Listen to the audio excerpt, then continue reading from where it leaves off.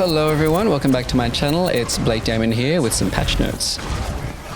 These patch notes were released on the 5th of December at the start of Season 8. There's a whole bunch of other updates, but I won't bore you with any of those. We'll just dive right into the hero balance changes.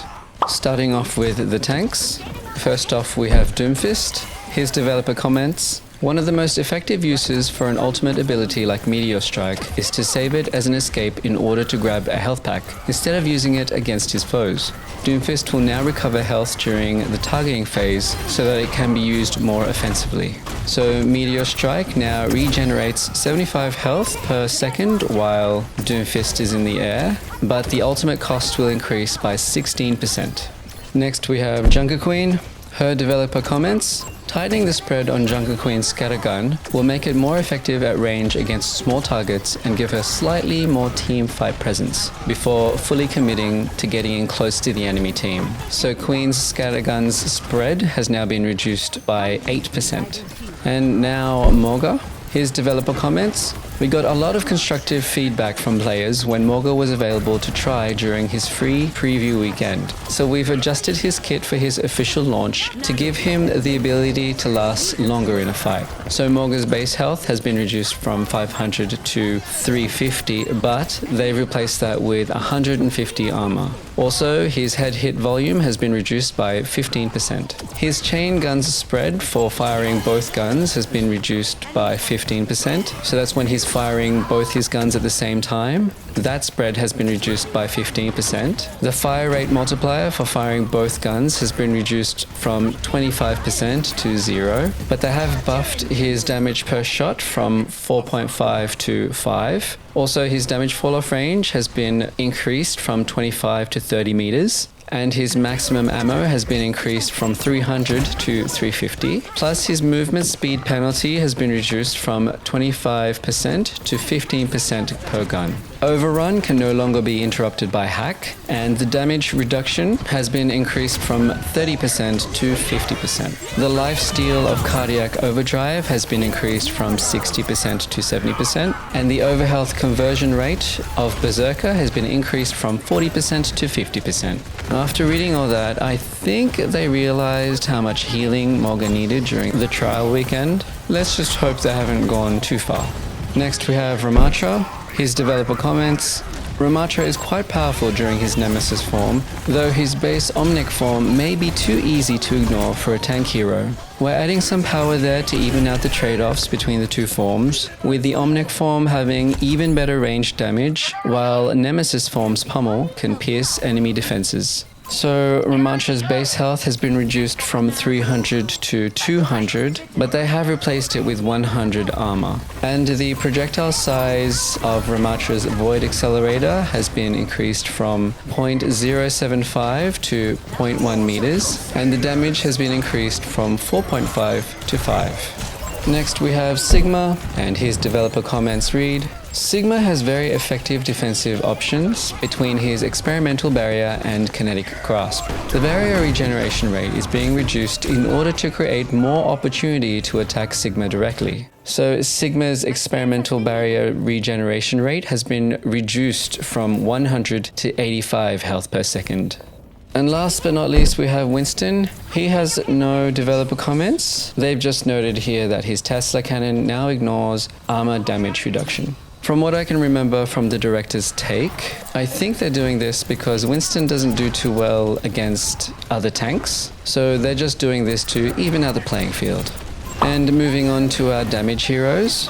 First off, we have Mei, and her developer comments read: we're reducing the maximum ammo to limit how long Mei is able to continuously slow an enemy target now that the primary fire deals more damage. So the maximum ammo has been reduced from 150 to 120 on Mei's endothermic blaster. And next we have Soldier 76. He has no developer comments, but it says here that his biotic field cooldown has been increased from 15 to 18 seconds. From what I can remember of the director's take, the reason why they're doing this is because Soldier has become a little difficult to eliminate, especially when he's standing inside his biotic field. So they've increased the cooldown to give more opportunities to eliminate him. And now we have Sombra.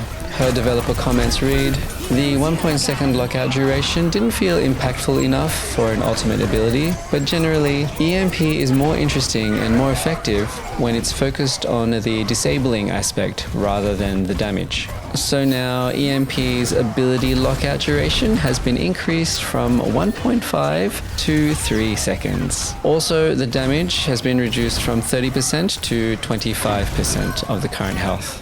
And now Torbjorn's developer comments. The health decrease on Overload severely impacted Torbjorn's overall effectiveness, so we're reverting that change. So now the overhealth of Overload has been increased from 75 to 100.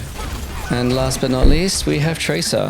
Her developer comments read, this damage value has been changed a few times over the course of Overwatch 2 and is now back to Tracer's original damage. It was previously adjusted due to a couple of bugs with the pulse pistol fall-off range and spread being much better than they should have. So now the damage from Tracer's pulse pistols has been increased from 5.5 to 6.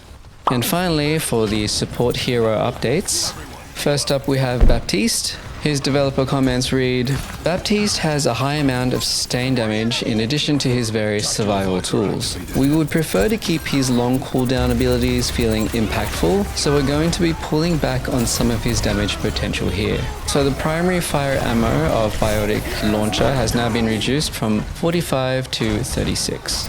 Next we have Brigitte, and her developer comments read, Brigitte ended up being the best performing support hero in the game by a fair margin since the last patch. It's likely a result of more than just the damage breakpoint change that she received, but it was a significant increase to her offense, so we're reverting it and will continue to evaluate further. So now her whip shot damage has been reduced from 80 to 70.